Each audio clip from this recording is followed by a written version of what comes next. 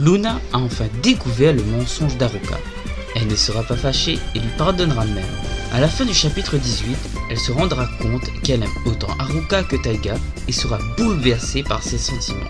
Elle ira se confier à sa mère qui se chargera encore une fois de l'aider à faire son choix.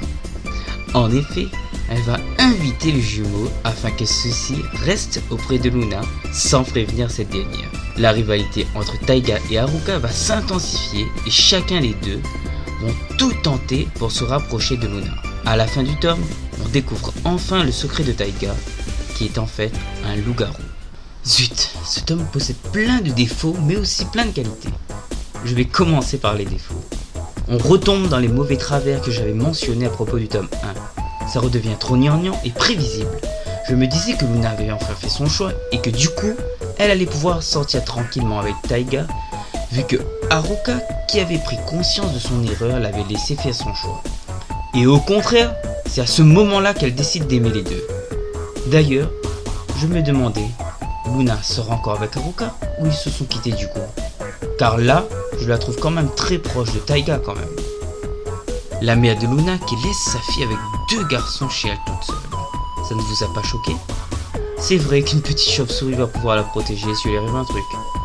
Bon, après, c'est vrai que Luna est une mi-vampire. Du coup, elle possède une force hors du commun. Mais elle reste quand même une ado. C'est fou le nombre de fanservice que j'ai trouvé dans ce tome. Quand c'est bien justifié, on se dit ok. Mais là, parfois, on arrive trop à se dire comme par hasard. Par exemple, vous pouvez m'expliquer pourquoi Luna se lave avec la porte de la salle de bain ouverte? À un moment, Haruka va sortir du lit et va se cacher pour découvrir les sentiments de Taiga.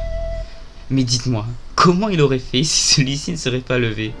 Il serait resté là à attendre? À la fin du tome, Luna et Taiga tombent tous les deux dans la mer. Comment ça se fait que le requin arrive comme par hasard quand ils sont sur la terre ferme et pas avant? Il aurait donc attendu. Et on découvre enfin le secret très mal caché de Taiga. C'était réellement un loup-garou alors du coup? Je ne sais pas pourquoi, mais j'ai pensé à Twilight à plusieurs reprises en me disant qu'ils étaient peut-être des loups-garous. Enfin bon, là je pars assez loin, mais ça permettrait au moins d'expliquer certains faits. J'ai été un peu déçu par son apparence.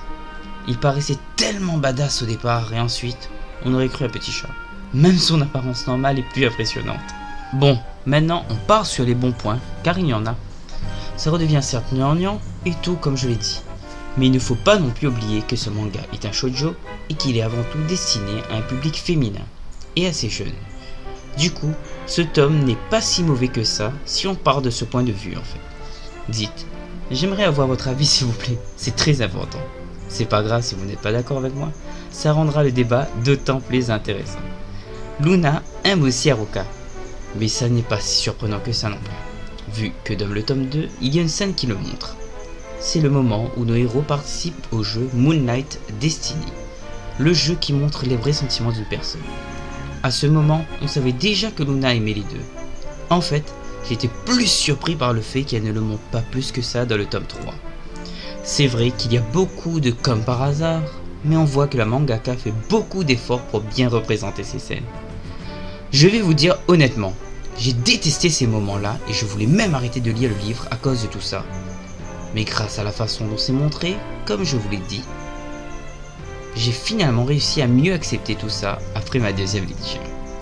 Vous avez aussi remarqué les traits bizarres qu'il y a sur les yeux des personnages à certains moments? J'ai largement préféré le tome 2 et 3 à celui-ci par rapport à leur enjeu. Il y avait plein de mystères à propos des des jumeaux, je veux dire, et on pouvait apprécier l'évolution d'Haruka vers un côté plus maléfique. Le tome 3 devenait plus sombre, mais restait tout de même dans l'esprit de la série. On se demandait si Haruka allait retrouver la vue et comment Luna allait réussir à s'en sortir face à ce dilemme. Le souci dans ce tome, c'est que tout le monde est gentil et la vie est belle. Bon, je comprends un peu la raison quand même. Après tout, il fallait un moment que les choses rentrent dans l'ordre. Et c'est à la fin qu'on se rend compte que c'est bien fait car on avance vers une nouvelle péripétie avec la découverte de la vraie nature de Taiga.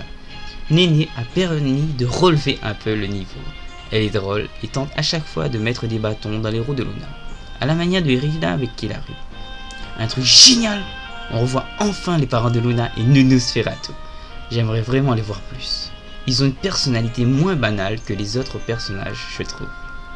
À la base, je comptais m'arrêter là, mais je souhaite vraiment savoir ce qui va se passer à présent, car la fin de ce tome donne quand même envie de voir la suite. Rendez-vous au tome 5.